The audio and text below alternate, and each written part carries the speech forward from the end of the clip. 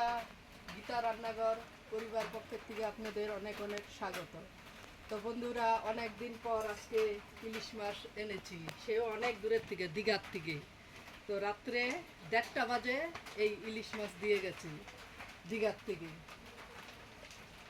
তো আমার একটা ভাগ্নি জামাই হয়, সে দিয়ে গেছে মাছটা। তো আমি দেখুন এই মাছটা এখন কেটে নিব। এই পদ্মা ইলিশ, এই যে পদ্মা ইলিশ।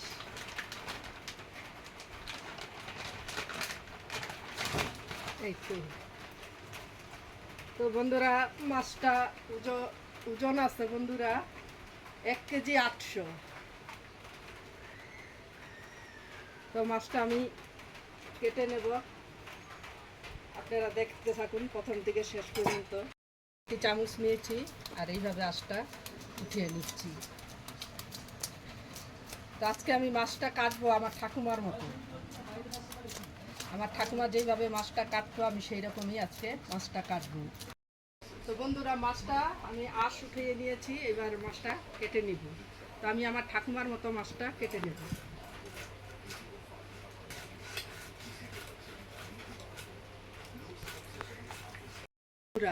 কত সুন্দর মাছটা, একদম তাজা। বন্ধুরা দেখুন, মাছটাতে ডিম হয়ে গেছে। তো মাছ আমি পিসগুলা কিভাবে করি এইভাবে কেটে নেব।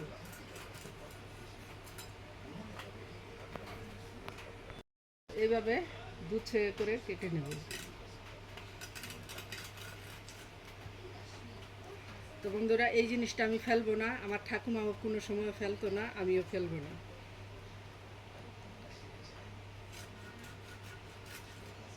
এই যে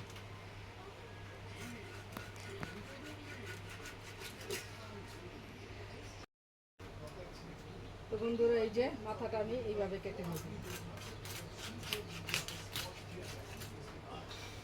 এই তো, এই যে দেখুন বন্ধুরা, আমার ঠাকুমা বলতো এগুলি ধোপার পার মুখ। এই যে দেখুন বন্ধুরা, এই যে একটু ভালো করে দেখাতে পারলাম না, আমার ঠাকুমা খুব সুন্দর করে বের করতো। তো বন্ধুরা, কেটে গেছে, আমি নখটা ভালো করে আপনাদের দেখাতে পারলাম না। এই যে ধোপার পার নখ, এই যে বন্ধুরা,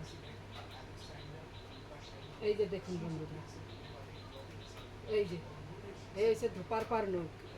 ইলিশ মাছে বলে ধোপার পার, এরকম নখ বলে খেয়ে নিয়েছিল। এই যে বন্ধুরা দেখুন, এই যে ধোপার পার নখ।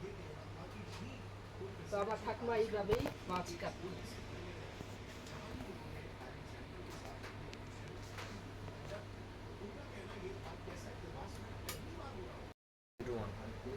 তো দেখুন বন্ধুরা, এই যে এইভাবে আমার ঠাকুমা ইলিশের মাথাটাকে এইভাবে কাটতো।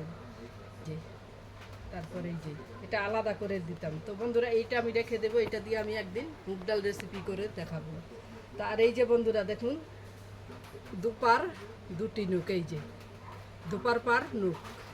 তো ইলিশ মাছে খেয়েছিল সেই আমার ঠাকুমা মাছ কাটতো, আমি সামনে বসে থাকতাম আর দেখতাম, আর বলতো ঠাকুমা যে এইগুলি ধুপার পার নুক, ইলিশ মাছ ধুপার পার নুক খেয়েছিল।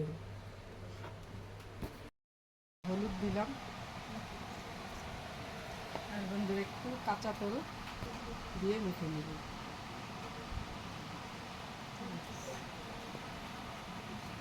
ভালো করে মেখে দেবো। এই সব পেস্ট করে দেবো, লঙ্কাগুলো দিয়ে দিলাম। তো এইগুলি সব দিয়ে দিলাম, একটা পেস্ট দিয়ে নেব।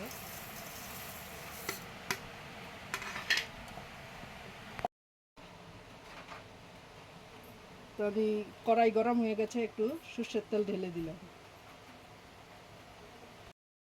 তো বন্ধুরা, ফোড়নে দিয়ে দিলাম কালো জিরা ফোড়ন, আর দিয়ে দিলাম 2টি তেজপাতা।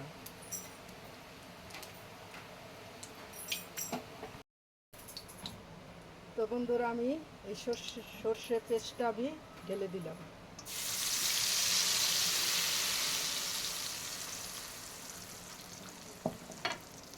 একটু নেড়ে নিলাম, একটু হলুদ গুঁড়ো দিয়ে দিলাম, একটু নেড়ে নিলাম।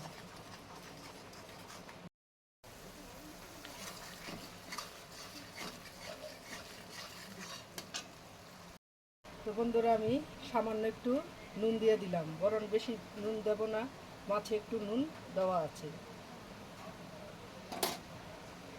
তো দেখুন বন্ধুরা উপরে তেল উঠে গেছে, এবার আমি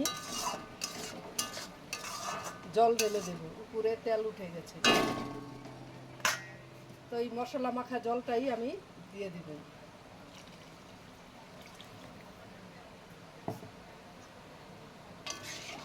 তো বন্ধুরা এটা একটু ঝোল ঝোল হবে। তো এই রান্নাটা বন্ধুরা আমি আমার ছোট কাকির কাছে শিখেছি, কৃষ্ণা কাকি।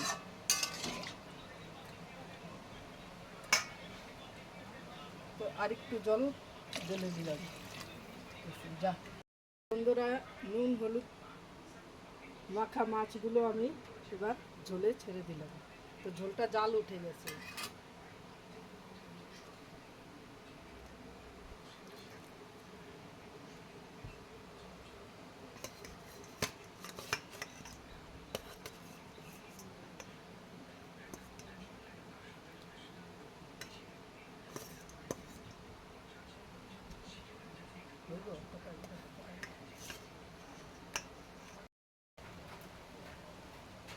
তো বন্ধুরা আমার রান্নাটা হয়ে গেছে, আমি শেষের দিকে কয়েকটি কাঁচা লঙ্কা দিয়ে নামিয়ে নেব।